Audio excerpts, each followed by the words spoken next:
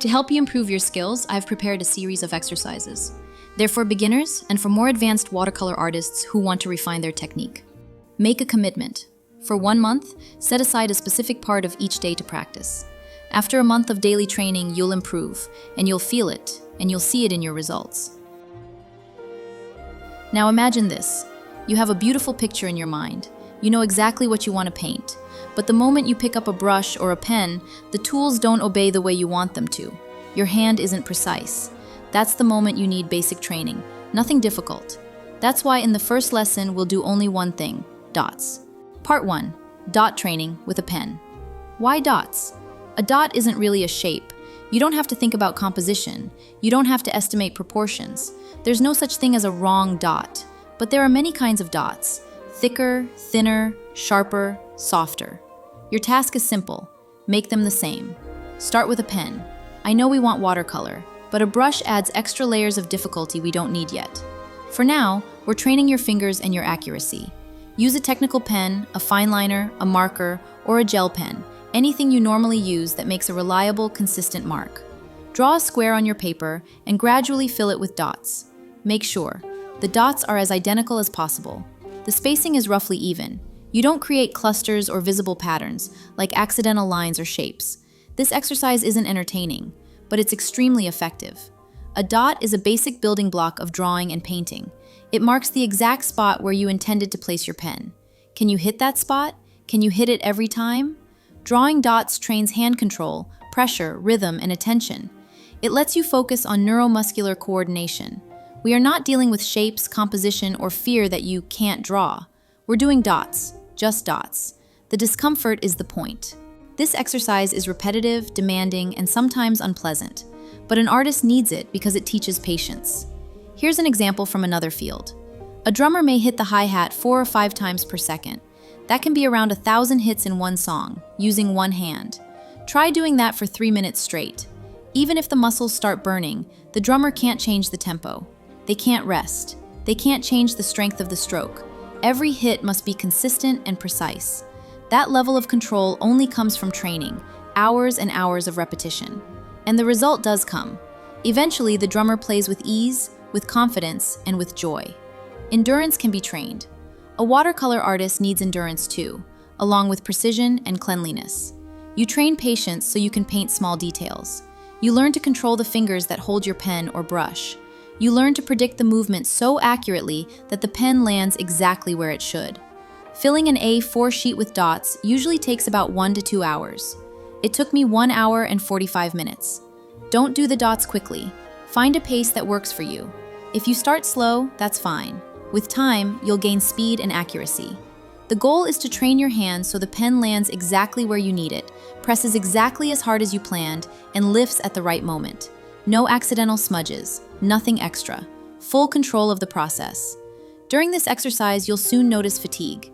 Your hand will get tired. You'll want to rush. You'll want to just finish. Your back may stiffen.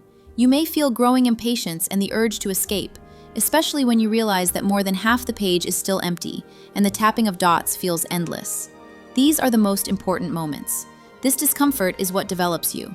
After about 20 to 30 minutes, the fatigue becomes noticeable and errors start to appear. This is the key moment. You are learning to overcome resistance. This is where the exercise begins to move you into a more advanced level. A beginner stops here. You keep going. The training doesn't start when you make the first dot. It starts when you want to quit, but you don't. When you continue even when it's difficult, even when you feel tired.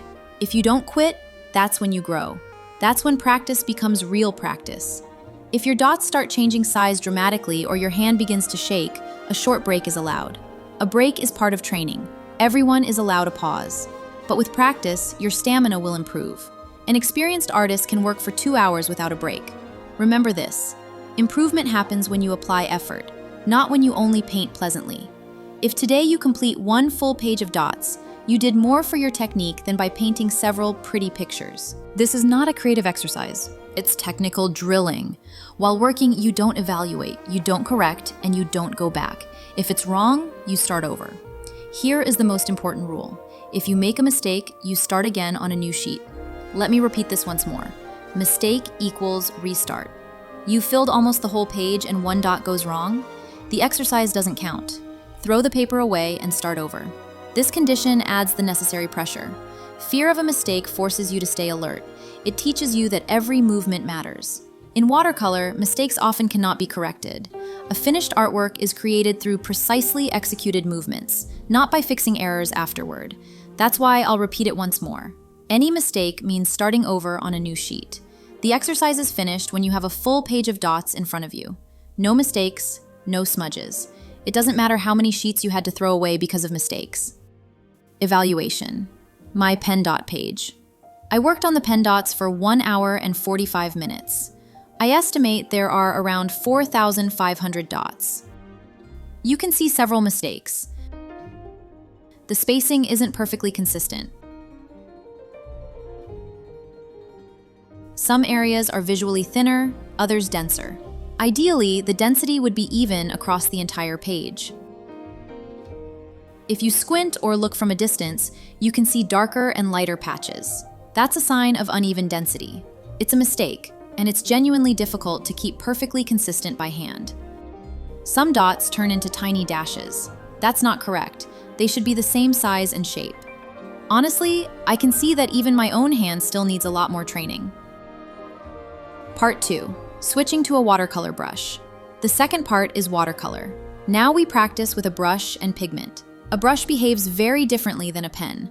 Water comes into play, the contact of the tip with the paper matters, and you have to anticipate how the bristles will behave.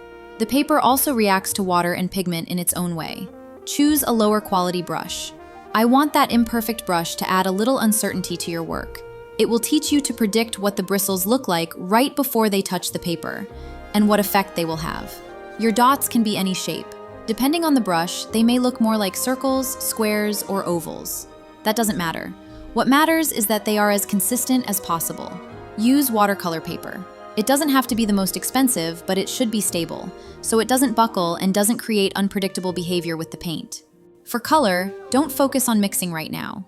Use ink or pre-mix a sufficient amount of one single color. Again, fill the entire page with dots. If you make a mistake, if paint drips where it shouldn't or smears, you take a new sheet and start the entire page again. It's strict. It can feel harsh, but it's a drill that pays you back later because it teaches you control. When you paint watercolor dots, focus on this. Each dot should have the same diameter. Each dot should have the same saturation. The dots should not alternate between light and dark. A dot should not have more pigment on one side than the other. Each dot should have the same edge. The goal is to control the tip of the brush, anticipate how it may split, and adjust pressure and angle before you touch the paper. In practice, that means controlling the paint load on your brush. You can't load once and paint 20 dots in a row. The first dots will be different than the last. If the dots are not consistent, you are not controlling the process. The brush is, and that's not what we want. Repeat this exercise for several days in a row. Evaluation. My watercolor dot page. This page took me 1 hour and 40 minutes. I estimate there are about 3,000 dots. On average, one dot took about 2 seconds, including short pauses. You can see many mistakes, and technically I should repaint it. But as a demonstration, it's very useful because it shows what to look for. Notice that at the beginning, I made smaller dots, and only gradually did the size become clearer and more consistent. The dots still don't match perfectly. Some are smaller, some larger. The saturation also varies. Some dots are darker, others lighter. If you squint or look from a distance, you'll again see areas that appear darker or lighter. That's an error. Try to avoid it in your next attempts. This page also shows that even I can't do this perfectly, and I've been painting for 10 years. So if your first page isn't clean and consistent, that's fine. Keep practicing and it will improve. One last tip. Save every finished practice sheet. Write the date, the time, the tool you used, and, if you want, a short note about how you felt while doing it. Next time, we'll take on a harder task.